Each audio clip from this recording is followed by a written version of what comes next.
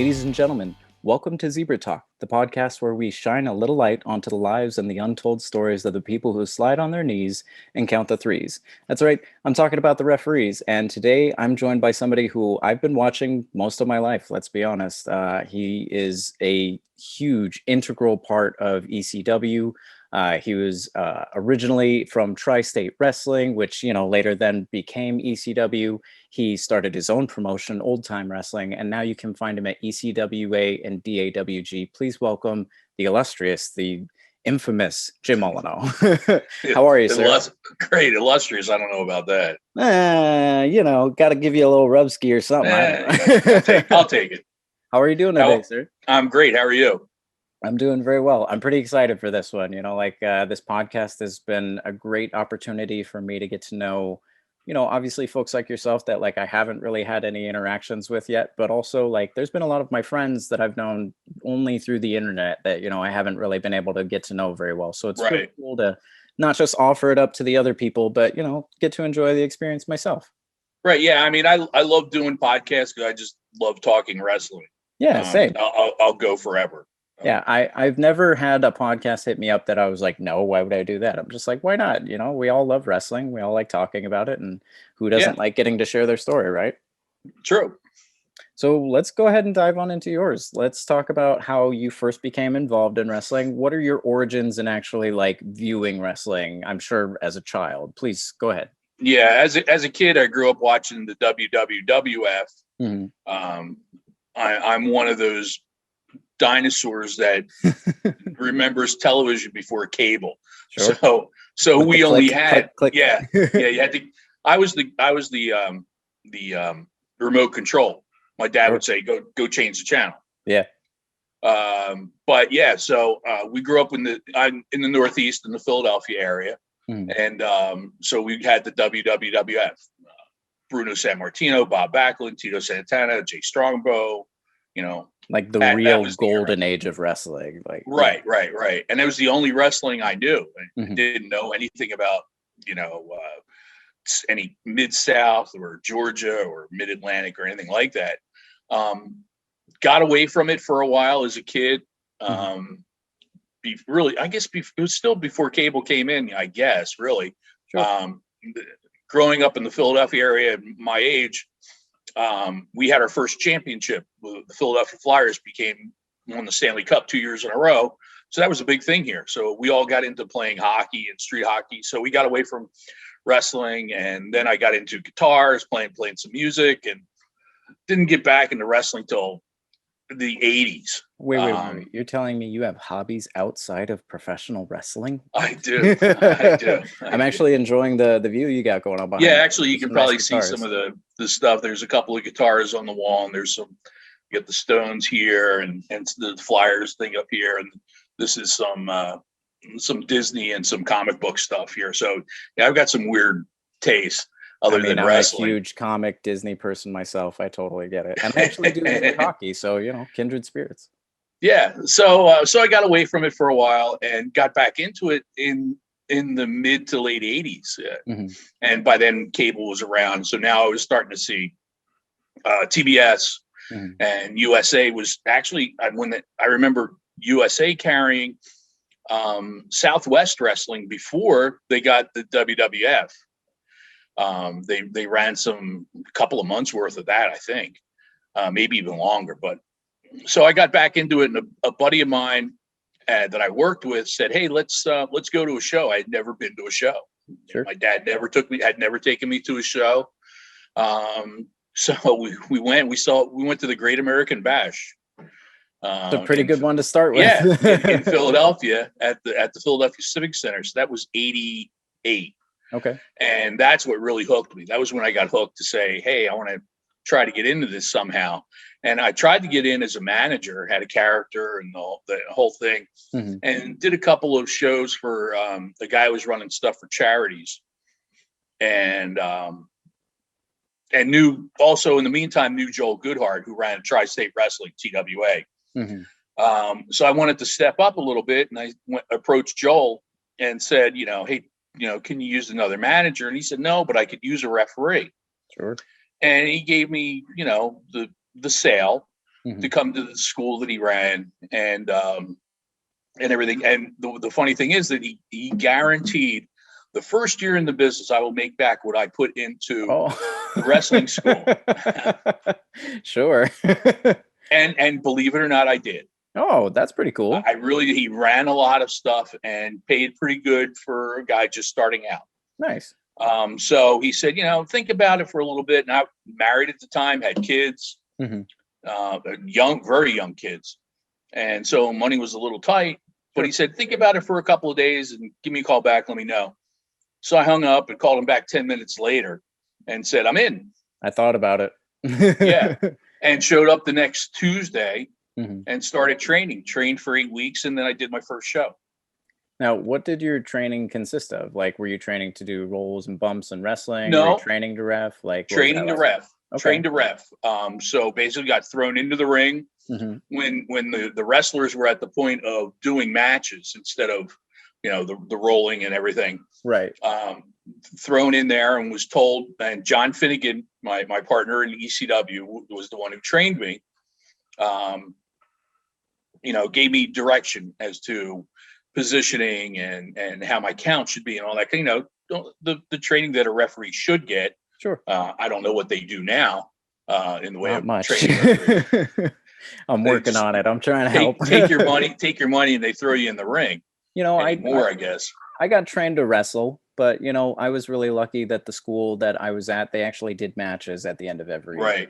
Well, I went the opposite way. I learned how to referee first, and then after I had that set, they showed me a couple of things. So when I did have to bump in a match, Yeah. there was no way I was going to become a wrestler. Absolutely not. Yeah. Same. Just the time of the wrestling business, it was all Hulk Hogan, Sid Vicious, big guys like that. So there's no way a 5'9" guy was going to become a wrestler Sure. and make any money at it. So referee was the way to go. So like I said, then eight weeks later, I had my first, worked on my first show. Mhm. Tell us a little bit about that. Let's paint the picture. Like, do you remember your first match or like? It was the Westchester Civic Center Mhm. or Rec Center. I guess it was a rec center in Westchester, Pennsylvania, right around the corner from Westchester University. I did one match. Mhm.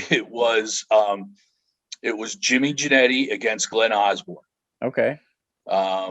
And that weekend, there were 3 shows scheduled. The other 2, that was Friday night. The other 2 were Saturday and Sunday. I couldn't work them because at the time, New Jersey, you needed a license to referee. Yeah. And the athletic commission was still in charge then, and my stuff hadn't come through yet. Sure. So I wasn't able to work them. And I just, like I said, just did the one match on that show, and that was my step into the ring. Just dive right into the deep end. Yeah. Very cool. At this point, like, do you already know that like you want to be as like heavily involved in wrestling as you possibly can, or is this just something that like feels like, oh, it's a cool thing that I could do on the weekends and make some money off of it?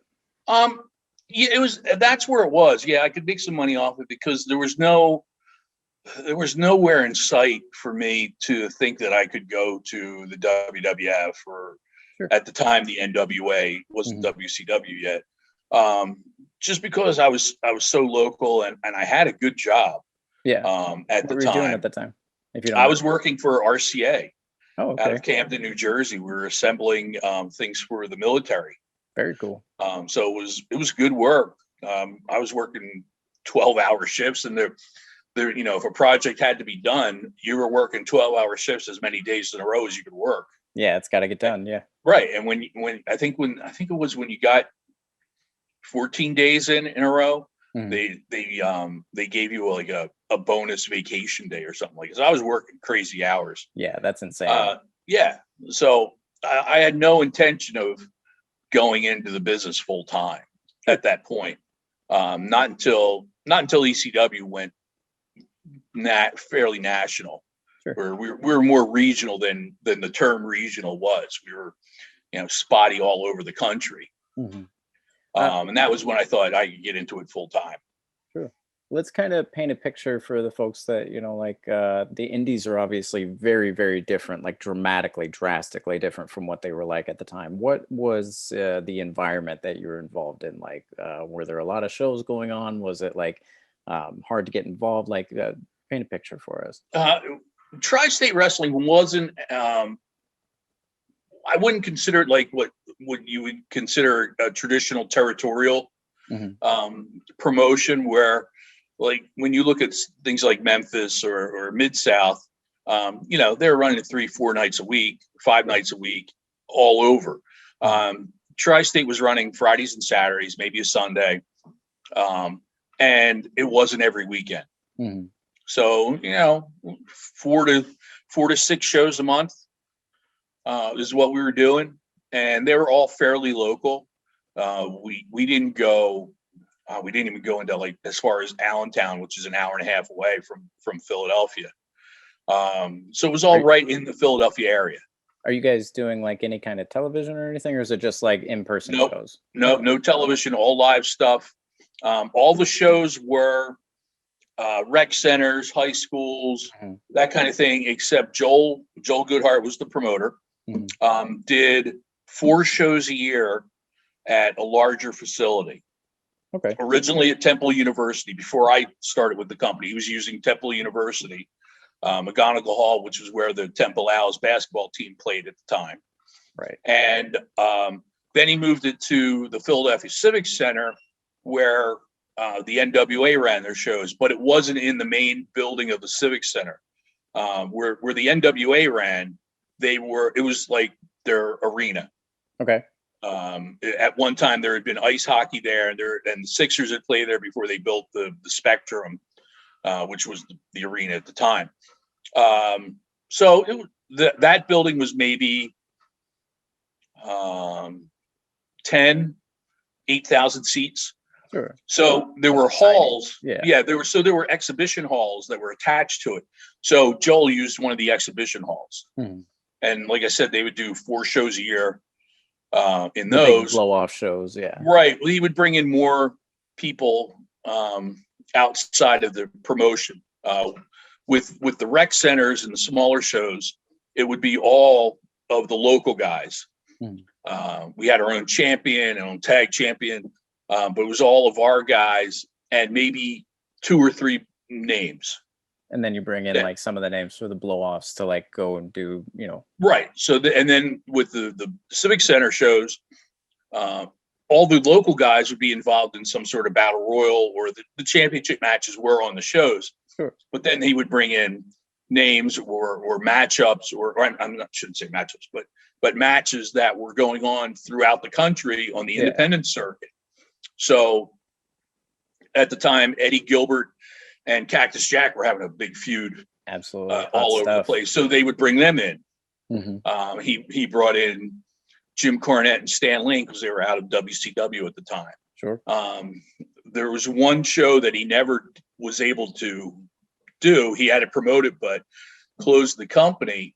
Our champion was Buddy Landell. Okay. And he was going to take on. It was going to be the Battle of the Nature Boys. Oh. Yeah. The original Nature Boy? It was Buddy Rogers. Yeah, absolutely. Exactly what I was thinking. So it was Buddy Rogers against Buddy Landell. And then there was going to be a tag match that he was bringing in from Japan. And it was Furness and LaFon, or Crawford, whichever name you want to use. But it was Furness and LaFon against Williams and Gordy. Okay. And it had never happened in the U.S., and it never did. And that would have been an interesting match to see. It's funny how many of those situations will happen over the course of your career where, you're just kind of like, big moments get hyped, or storylines, or, shows or whatever. Like I personally had one that was actually supposed to be an ECW reunion show in Los Angeles. And it was supposed to have like Sabu and Dreamer, all the guys that are still working right now. And just never happened. Yeah. But that's wrestling, right? Yeah. You have just as many. Wow, I was really happy I was there to see that, as you do as wow, I wish that really happened. Yeah, definitely. At what point do you feel like you go from, like, you had mentioned you were on your first show and then you don't necessarily have your license, so you can't do the rest of the weekend, or when does it actually kick off and you start going, to Tri-State regularly and you're starting to like get work? Well, I mean, other than those two shows in New Jersey, I worked, I think, every show. Okay. I Got can't it. remember missing a show. But it's mostly just Tri-State, and then Oh, that it's only transition. Tri-State. Okay, gotcha. Yeah, they kept me busy enough between that and my real job, my Yeah. my 9 to 5, that that was good for me. So let's go ahead and like go right on into it. Like, obviously Tri-State, then does it just outright become Eastern Championship, or? No, Tri-State shuts down. I wait. Joel had a Saturday morning radio show that for a wrestling show. And I woke up that morning and reached over, flipped on the radio, and he was talking about the end. That was it. And I was like, oh, wow, we just shut down. So a couple days later, or maybe even weeks later, I'm not sure, I got a call from someone who said, and I can't remember who, but the three people I think were making the calls were Todd Gordon, Bob Artiste, our ring announcer, and it may have been John who called me and said, hey, stay loose. We're putting our heads together and trying to come up with something new. Figure something out. We don't know what it is, but we're on our way. Right. But anybody who was a part of Tri-State is more than welcome to come and be a part of it. Sure. So I waited and got the calls, and ECW was born. And same situation with ECW as Tri-State, rec centers, high schools. There was a sports bar in Philadelphia, right in center city of Philadelphia, and we ran shows there too. Okay. So that was the start of ECW.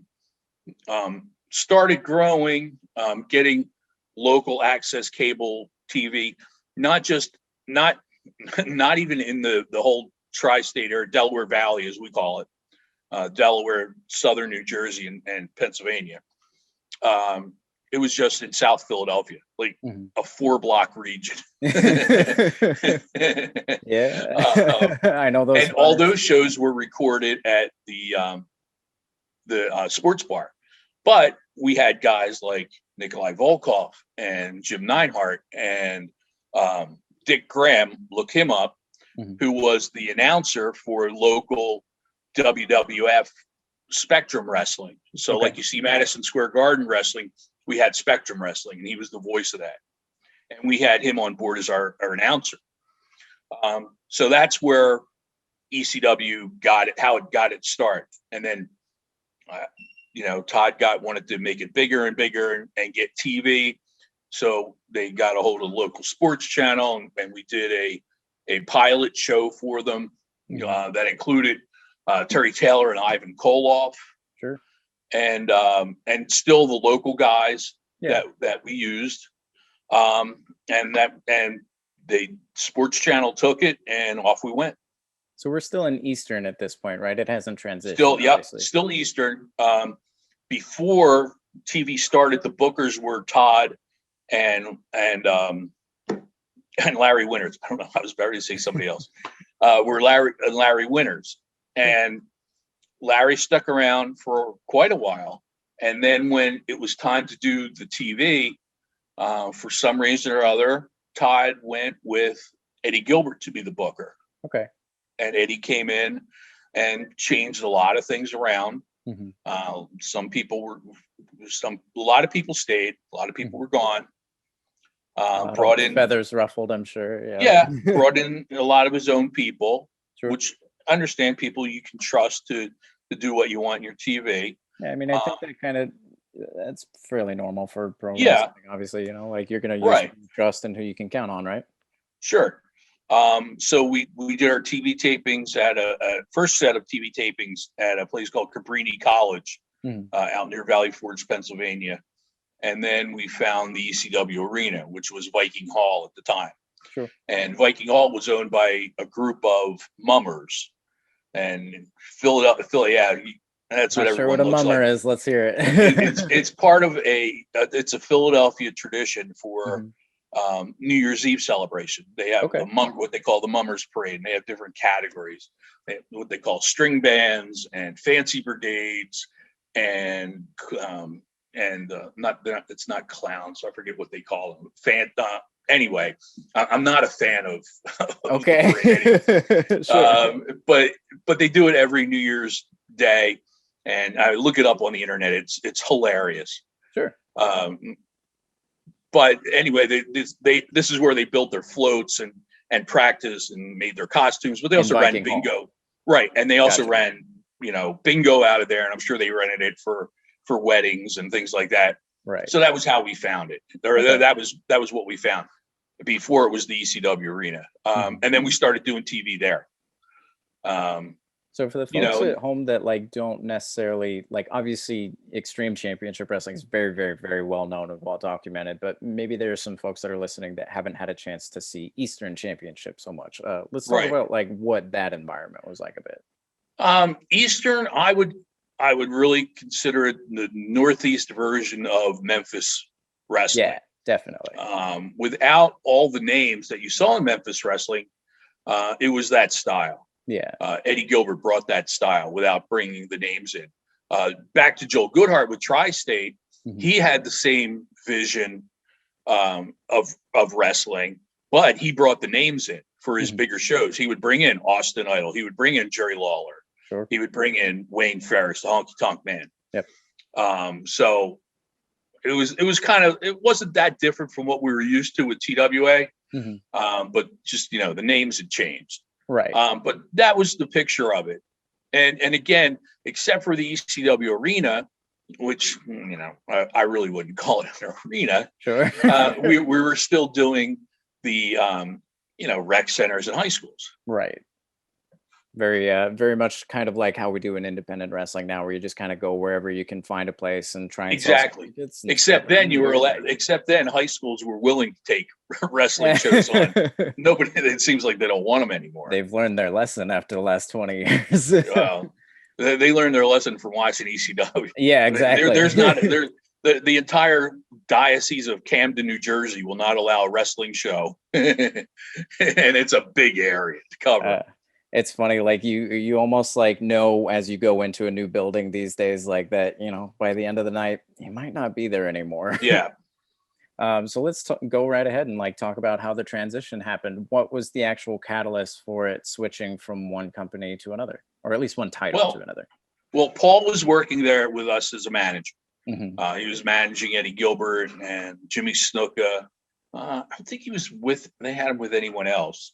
But anyway, him and Eddie were good friends, and Eddie, I'm not exactly sure the exact pattern or the way things happened, but Eddie from left. Your experience, yeah. But Eddie left and Paul took over.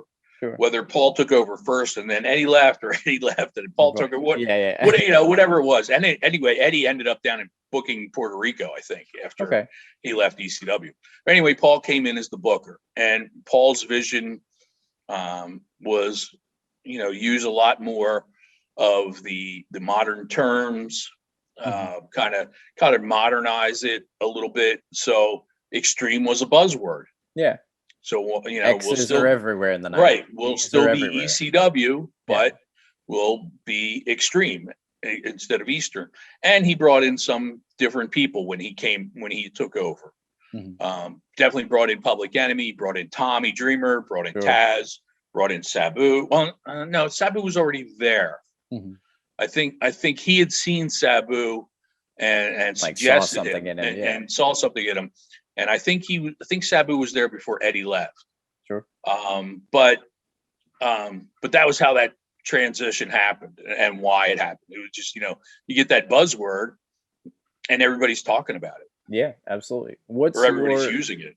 What's your experience during all of this? Like, are you exclusively refereeing? Are you any like kind of worried for your job? Are you wearing any other hats? Like, I was always worried for my job.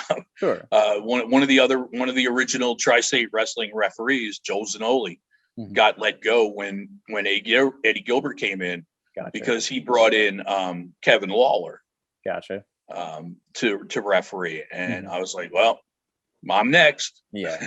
I'm like, first of all, I don't know why I didn't go first, because I was here after Joe. But they kept me around, and knock wood, somehow I was able to stick around through all the transitions. And so Paul had come in and didn't change any of the referees. John and I were there. John and I are the only two guys that were there the entire run of ECW. From start to finish, yeah. Start to finish. Well, you know, you look at guys like Sandman, he left for a little while, came back. Sure. So we never left or came back. We were stuck there the whole time. Yeah, I feel like that's something that's really easily looked over when it comes to referees. Is like I've talked about it with Kyoto in particular, but like I feel like he might be the only person that was, you know, like on WWF like just continuously from like 93 until he was gone. Same for yourself and John, obviously. Right. And I had the same thought. I had the process of, well, there were still territories at the time, but they were starting to dwindle. And you didn't see referees go from territory to territory. Yeah. Most of the referees you saw from whatever area it was also probably worked in the office too. So now, was that the case for yourself? That's like, why were they you working around. in the office? Not at the beginning. At the end of ECW, I was part of the promotional team. Gotcha. So I would go ahead. I would go maybe 2 weeks ahead on our schedule and work on the secondary cities. So if we were doing Chicago, there was a team in Chicago, and I was in Peoria. Sure. Or you know, something almost comparable. like if it's a movie, you're almost like on the B unit, you know, shooting some of the like over the shoulder stuff. Yeah. Right. Gotcha. So, you know, and then we would catch up to wherever they were for the weekend and I would referee. Join in. Right. So, but yeah, at the beginning, I was still just a referee. Gotcha.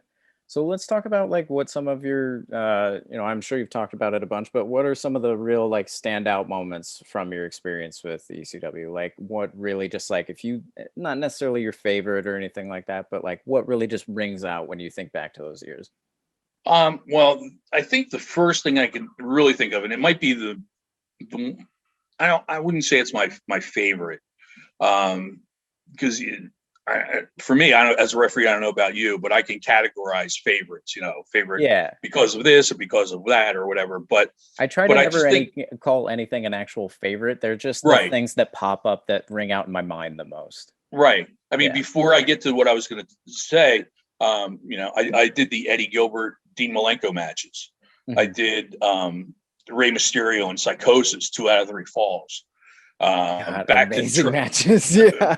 back to Tri-State, I worked one night where it was 2 out of 3 matches between Cactus Jack and Eddie Gilbert, and I was involved in all 3 matches. Sure. Falls count anywhere. It was a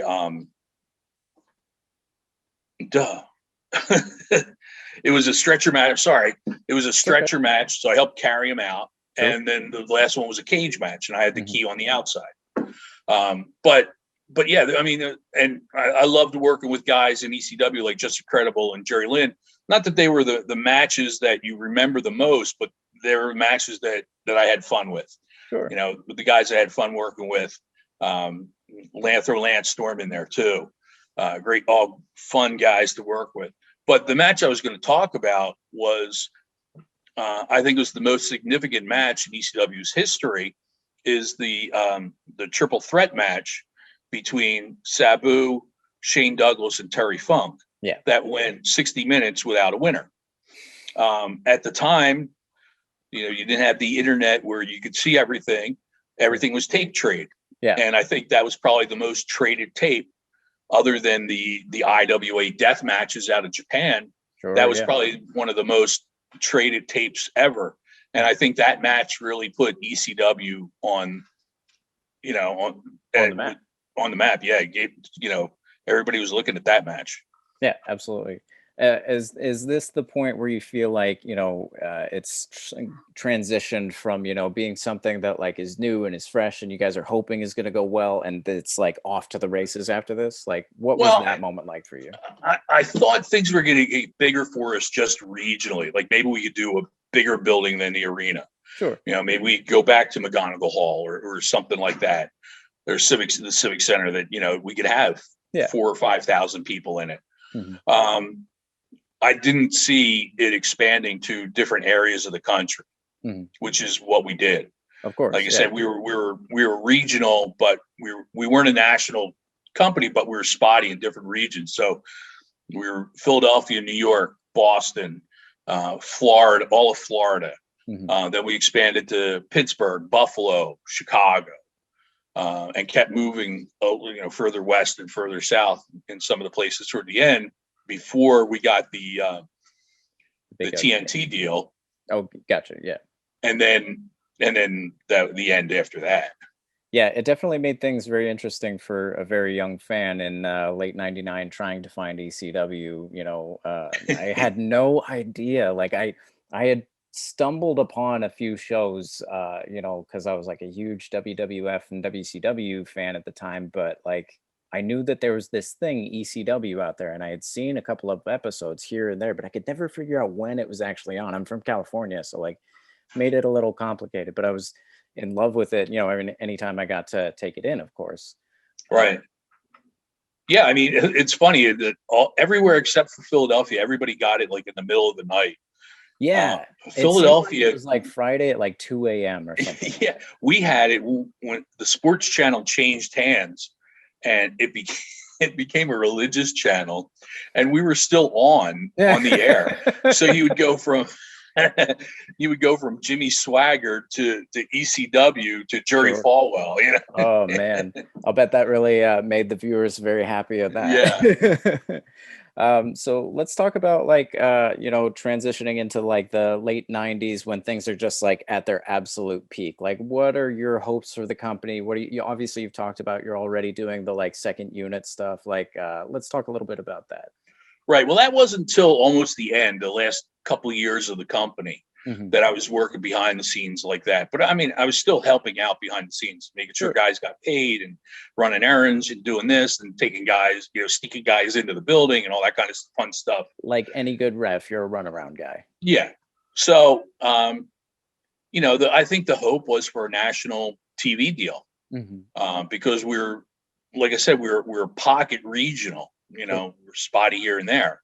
To get a national deal is what I think was the next, obvious move other than pay-per-views. And you're doing, right. Yeah.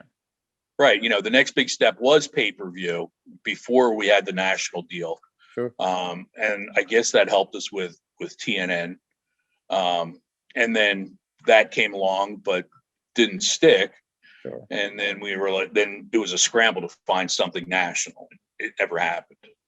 What are some of? But I think that was what we really needed. Yeah, to get you to that next level where like you could have evolved even further than you had already grown. Well, yeah, we had to get the audience was there. Right, you had to get to that next level to keep talent because we were losing talent right and left. Of course, to either WWE or WCW. Right. So you had to get to that next level. So you had the revenue coming in from advertising to pay guys to stick around.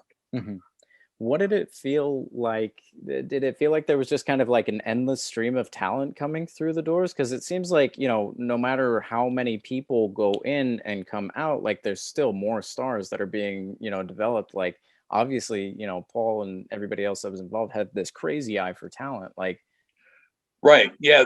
I think the problem was that people would leave, but people, wherever they went, didn't have the same eye that Paul had. Sure. To bring out the best of that talent. Yeah, they would just hear a name and it had a lot of buzz. Right. And they're like, oh, well, we got to get this guy because they're doing well there. Sure. They're, so they go to wherever and get buried. I don't think a lot of guys who went to WWE got buried. I think a lot of the guys who went there may have already been under contract with WWE and they were sent to us to be seasoned. Sure. And that kind of like goes hand in hand with like some of the stories that we've heard, in hindsight about like them kind of helping along financially and things like that. Right. And I think an example of that is Al Snow. Yeah. I think I'm sure the phone call was made, let Al be Al. Sure.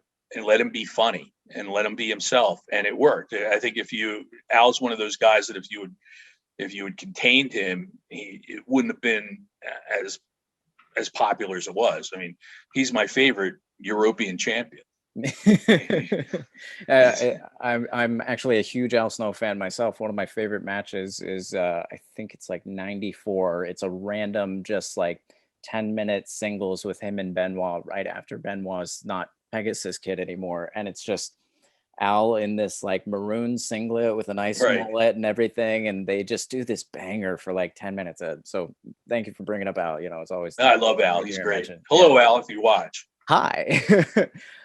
Let's go ahead and talk about, like, obviously there's some really like intense things that have happened on the show. Like, what are some of the moments that kind of you know, maybe stand out in a good or bad way? Like, you know, obviously there's some very violent moments, some very graphic moments. Like, what kind of stuff really stands out to you in those regards? The thing that really stands out to me the most is Mike Awesome leaving ECW and going to WCW and supposedly taking the belt with him.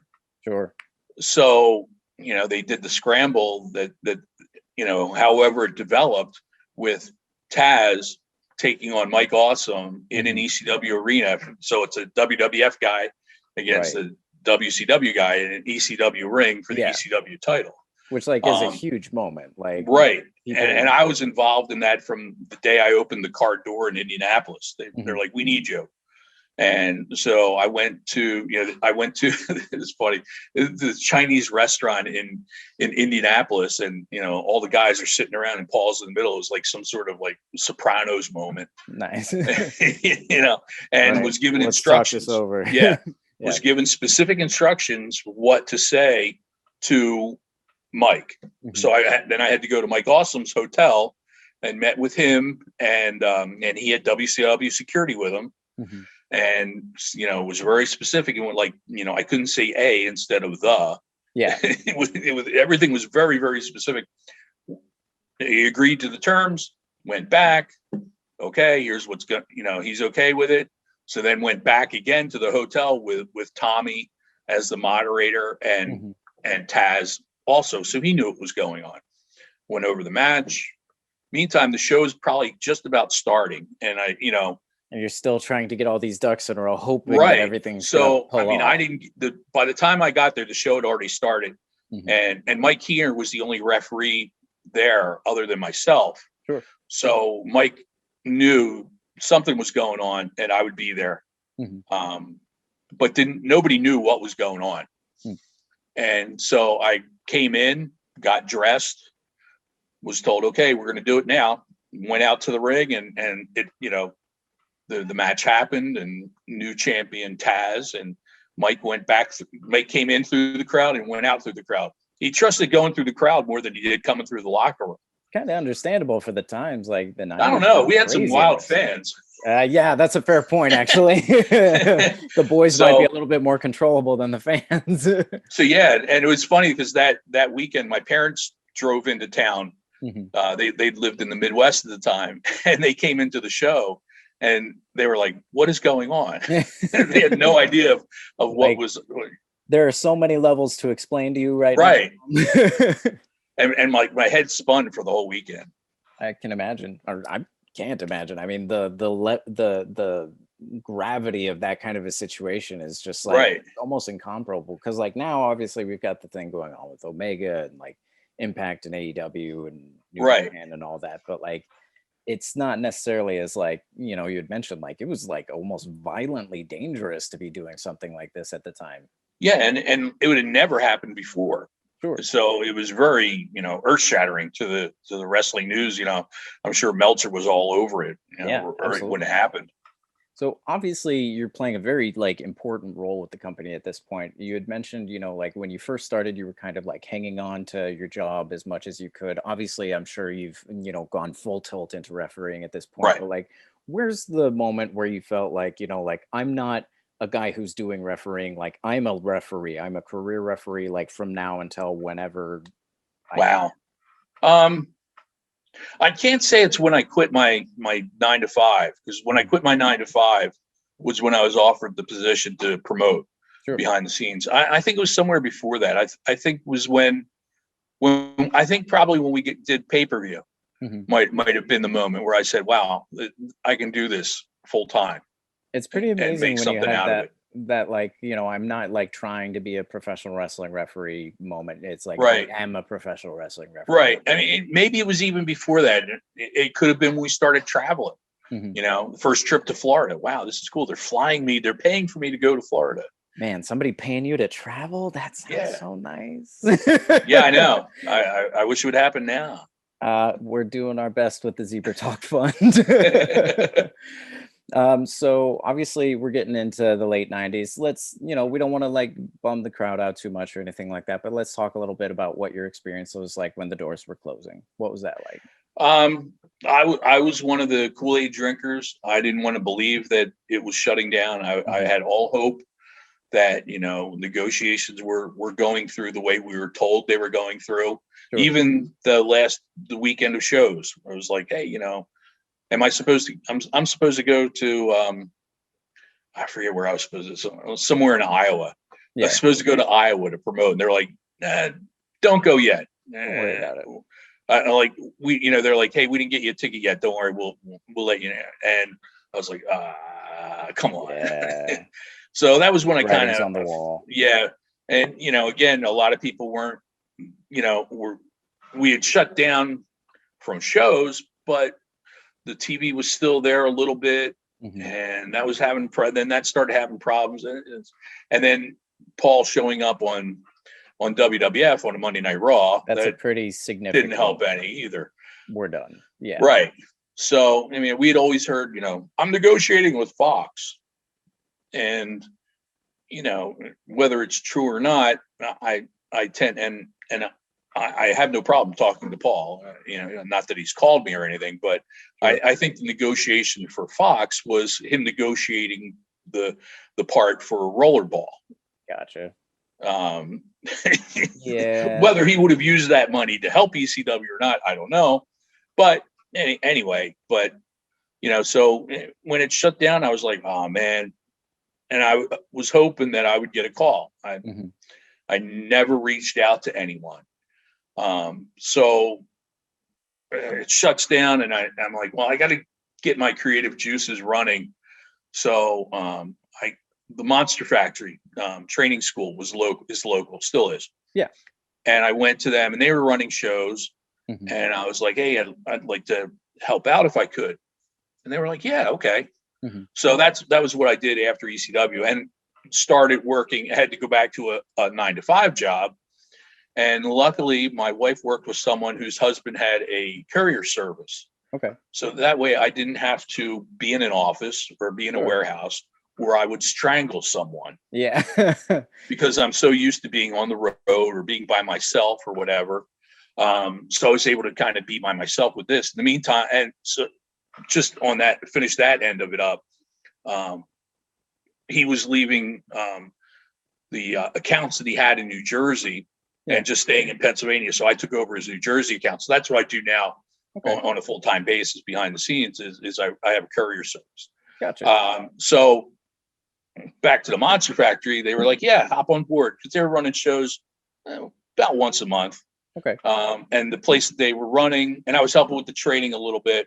Yeah. And guys there at the time were Cliff Compton and Tank Tolan, who became one of the Dicks. If you remember the Dick brothers on SmackDown, I think they came out dressed in Chippendale outfits. Yeah, absolutely. Okay, so he was James Dick with WWF. So they were there at the time, and we helped get them some looks at and all that kind of stuff. But we were still running shows, and so I would help with the shows more than anything. Also helped make sure the business stayed open. Sure. So we had found a building where we could set up a ring and run shows at the same time, and I put my name on the lease. So I became an essential part of the Monster Factory, and just crazy wrestling stories. Someone got into Larry Sharp's ear that we were running shows as OTW, and they were like, oh, you should, they're not using the Monster Factory name well enough. And what this was a disgruntled wrestler that we weren't using anymore. Oh, of course. Yeah. Doing whatever they could to make things hard for you. So Larry went with that guy, and we still were OTW, old time wrestling. Yeah. So we kept our we said, okay, whoever wants to go with the Monster Factory, go. Whoever wants to stay with us can, because we were running shows on a weekly basis. We had every Saturday afternoon at 2:00. We ran a show, which was great experience. You know, just as much as getting in the ring and learning how to lock up, being part of a show every week. You know, and learning to tell a story, getting to being in front of a crowd, telling a story. You know, try to get storylines going. That's a big part of it. But like I said, my name was on the lease for the building. So OTW stayed in that building. Monster Factory had to go find another place. They went with, like I said, went with the other guy. And there's other stories involved with that, to where the Monster Factory got to where they are now. Sure. But anyway, so we ran this building for quite a while. And it wasn't that we had a problem with the landlord. He just didn't do anything. Sure.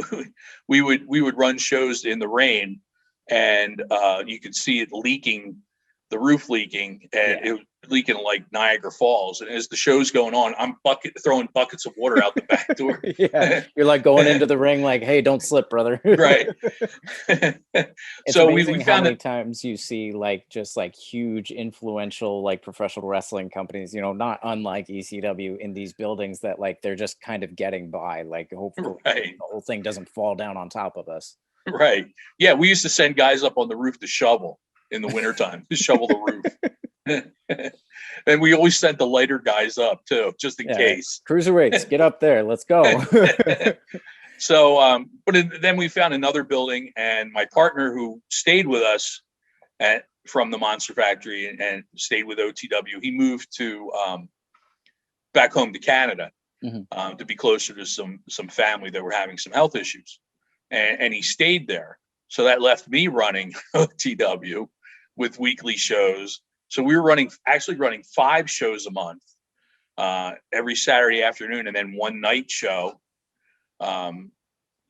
each month, which, you know, look at it as like, you know, TV and pay-per-view. That's the way we kind of mapped it out. Which, like, even by today's indie standards, like, that's a crazy schedule to have. Like, even every other week is a crazy schedule to have. Right. So I was running it, and actually, let me backtrack a little bit, because we had some guys come through that started with the Monster Factory, and actually just stayed with the Monster Factory over there. It was Sheamus. And he ended up moving back to Ireland because his visa was about ready to run out. I was like, go before, you know, before you get stuck or you get arrested, and you'll never get back.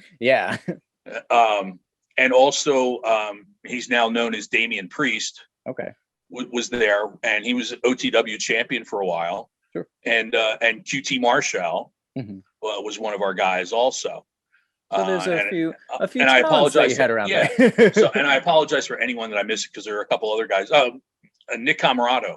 What a talent! Oh my gosh! Like I'd love to have him be his agent now, and for his matches. I'm like, go out and beat Bruiser Brody. You know? Yeah, absolutely. I'm really close friends with his girlfriend Becky, and you know, I got to kind of get like a little peek at like who he was and his wrestling and everything, like before he got the NXT gig, and now, you know, obviously he's getting the opportunity with AEW. Right. So it's been really cool. But he was with us.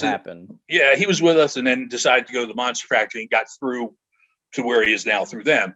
But also one of our guys is with Ring of Honor, Brian Johnson. Who's making a big splash in Ring of Honor now. And he was my trainer for a long time, and he was my right-hand man. And I could not have done what I did with OTW without his help while he was there. And he was getting more involved with Ring of Honor. And when that was happening, I ended up, not because of OTW or anything, but I had a heart attack.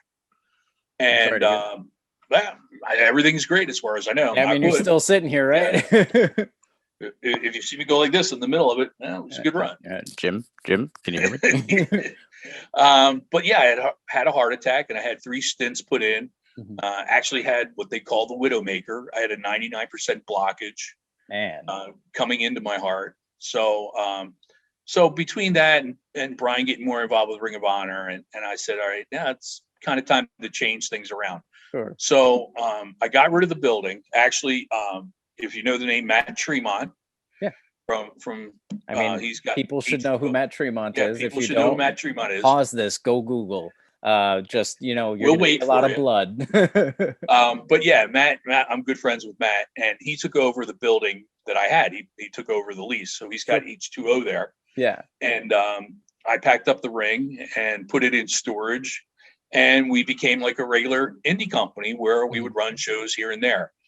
We had a show on, we ran it 3 years. It was a once a year show, but it was a charity show for Stockton University, which is just outside of Atlantic City, for their student veterans organization. Mhm. So we ran a show there once a year for them. So that was 3 years. And then I found two buildings that were probably about, I think they're about 40 to 50 miles away from each other. Sure. And we would run those, do 4 shows in each building in a year. So definitely still getting a back and forth. ton of So yeah, reps and work and everything. Like, are you yep. still reffing or are you just running things? I was just running things. Okay. Every once in a while, they would pull me in to ref to try to get some juice to Every the time I try to storyline. get out, they pull me back in. Yeah, well, no, like one time, the tag team we had, the heel tag team we had, were really, you know, doing everything behind the referee's back. So they brought, you know, let's bring Jim in to be the referee for We all the know big Jim's blow running off. the place, and what better Yeah, referee to have to, you know, like keep right. things in order, right? Yeah, that whole Yeah, keep storyline. piling it on. That, Sure. but yeah, but like I said, ECW was running on a fairly regular basis. Then COVID hit, Sure. and I just, you know, even before COVID hit, it's a long day because I would pick up the truck to get the ring and load the ring and go to the building and set it up and do the show and everything opposite, you know, back to returning the truck. So I was Right. starting a day at, you know, 10 o'clock in the morning and ended up at 2 o'clock the next morning. Yeah. And I'm 60 years old now. And I'm like, no, that's okay. Yeah, that's for guys like So, me that are just trying to get a shot. so I shut it down. I didn't shut it down. Two of the guys who were booking for me now have the company. Sold the ring to ECWA, a company that I work for. They've been around for years and years and years, and they were looking for a ring, so they have the ring. And now I'm back doing independence. ECWA, I'm reffing.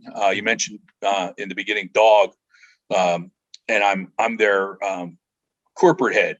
You might say their head matchmaker in front of the crowd, and that's been it. Now, are you a fan favorite corporate head, or are you a fan not so favorite corporate? Well, we haven't done it yet.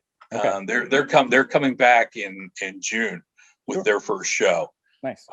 Post COVID. So we'll see what they want me to do. I'm usually the friendly guy. With OTW, I was the friendly guy.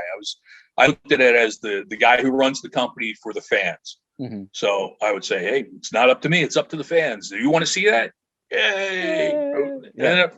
Then make the match happen. That makes sense. You know, like you, John, like any of those, any of you folks, you know, you are still held in very high regard, and there's very warm feelings that have carried over for decades now at this point. So it's good booking.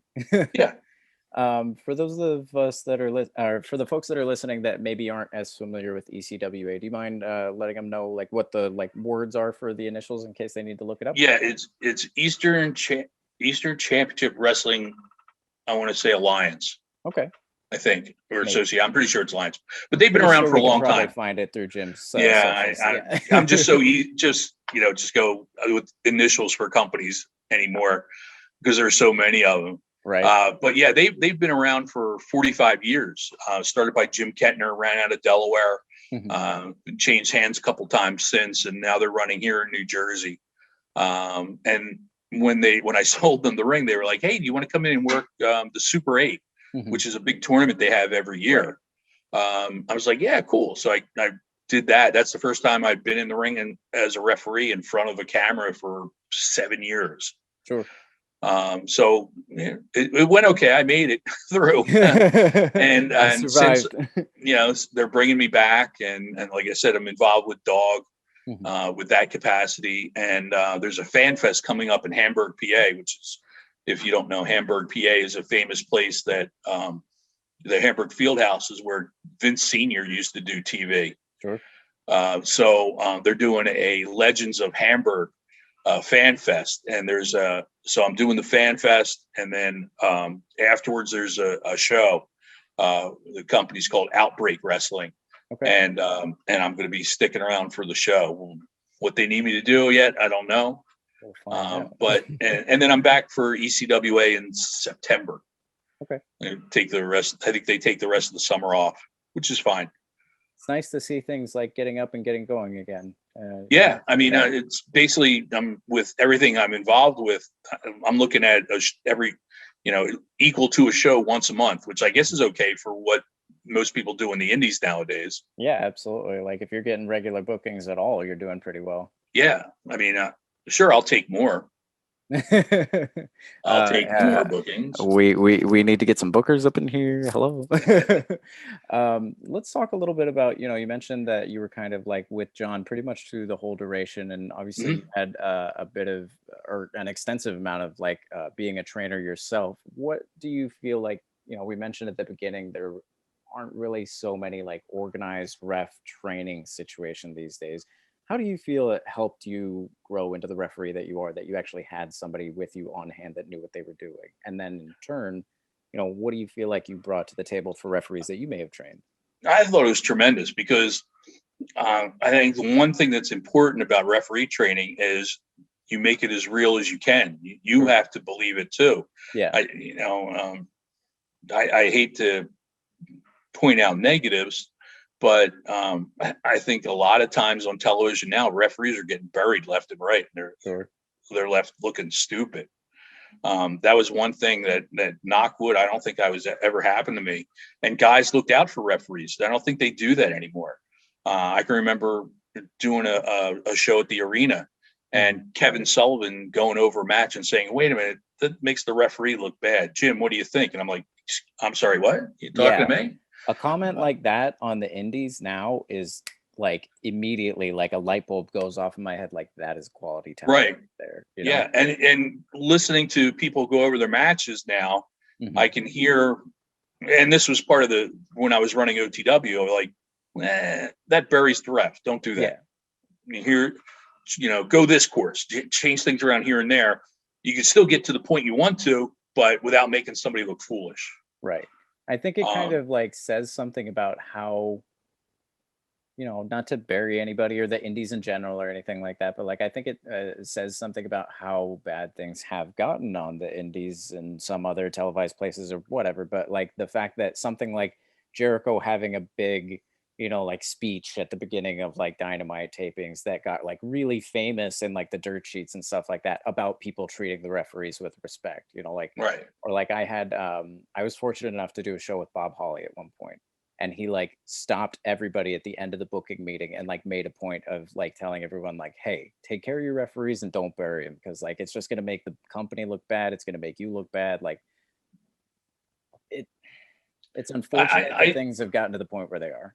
Yeah, I think it's because there are so many indies. Yeah. And there's not a territory or a territorial company to be loyal to. Sure. That, and I hate to put the blame on the wrestlers, but I will, and not saying anyone specifically, but the wrestlers are concerned about themselves, right? Which I understand you should, but you're not concerned about the company, where the referee probably isn't going from company to company to company like the wrestlers are. They tend to stick with the company. Sure. And they're loyal to the company, and they need to be looked after. They need to be a part of the team with anybody else. Sure. Yeah, absolutely. I think that's what, looking back at ECW, I think that was a big difference, because we were all in it together for ECW. We weren't in it, where now nobody's in for Brand X or whatever they're called. They're in for, I'm trying to get myself a contract, I'm gonna go do what I gotta do.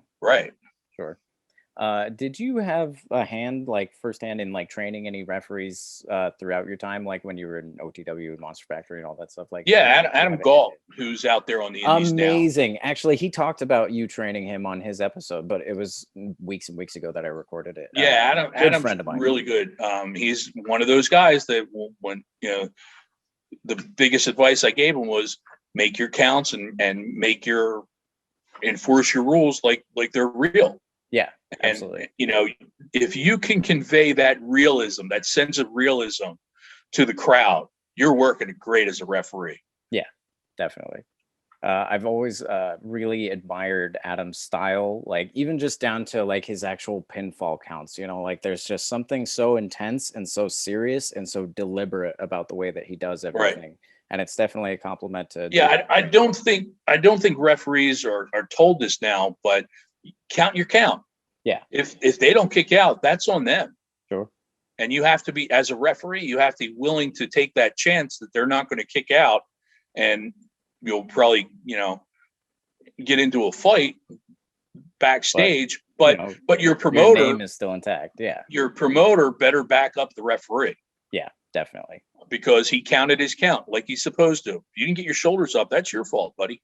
Sure. So we've talked a lot about, like where you've been, where you're going, what you're doing now.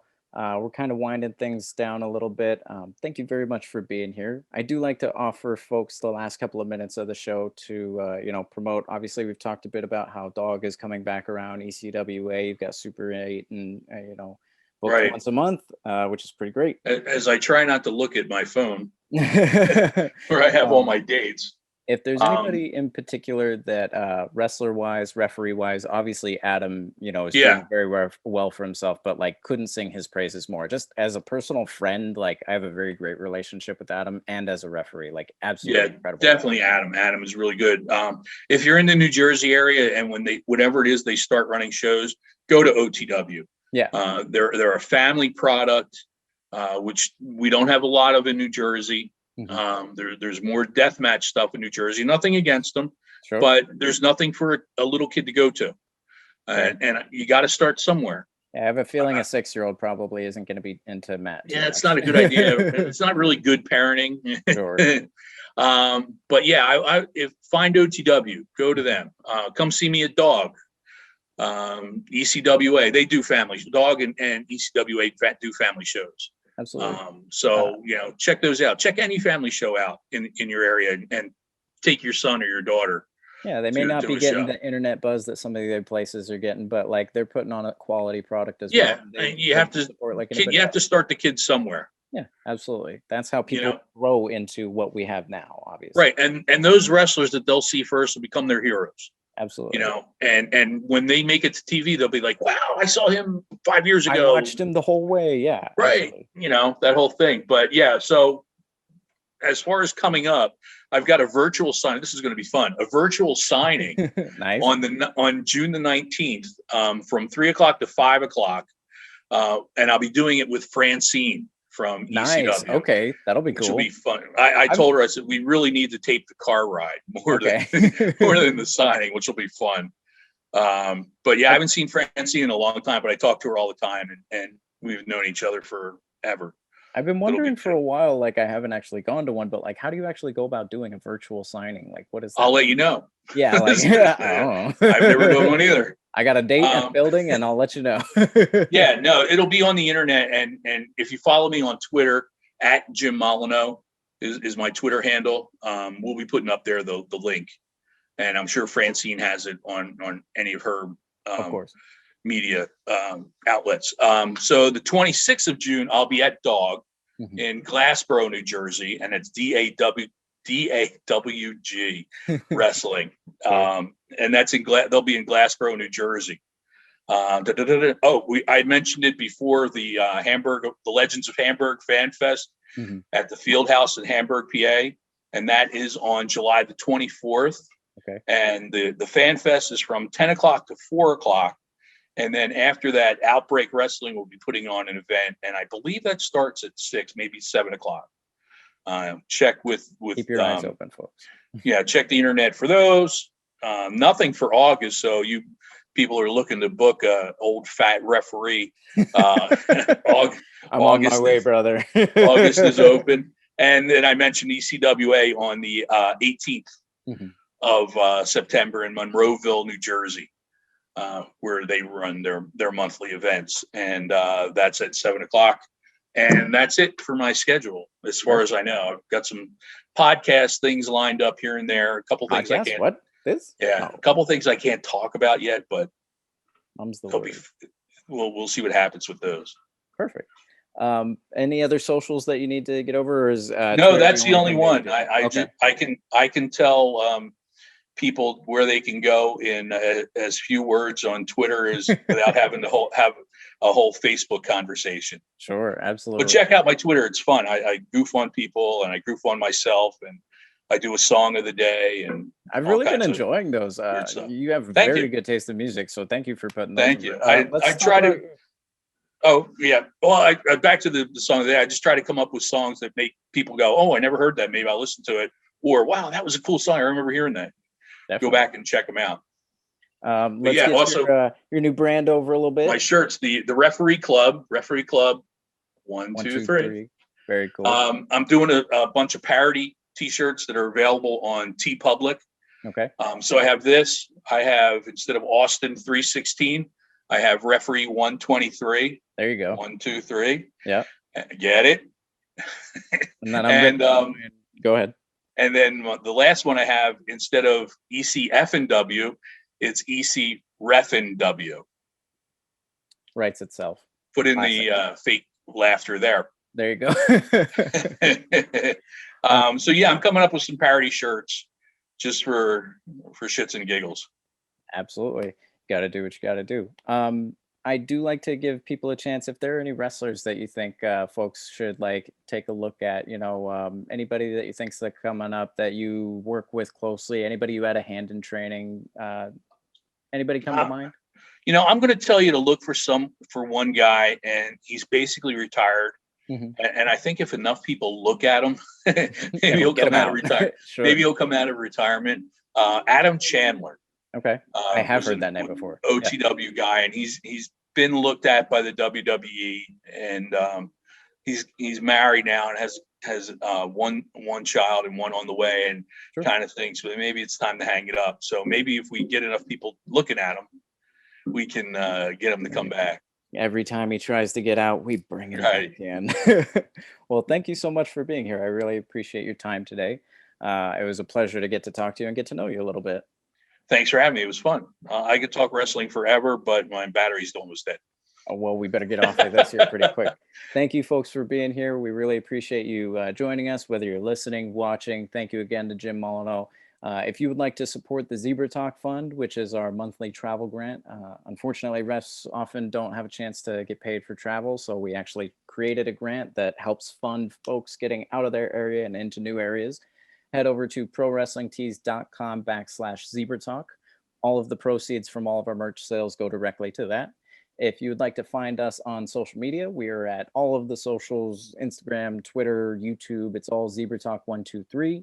If you are a referee and you would like to be on the show, or you would like to apply to the Zebra Talk Fund, please shoot me an email at zebratalk123@gmail.com. And if you're a referee and you're not in the actual Zebra Talk group on Facebook, please find me. I'm Robert Odie Brown on Facebook and Odie1Canody on Instagram and Twitter. And thank you very much again for joining me today, sir. Thanks for having me. Anytime you need me, someone doesn't want to show up, I'll show up. Greatly appreciate it. And I'm be getting me one of those EC-Ref&W shirts here pretty soon. Thanks again, folks.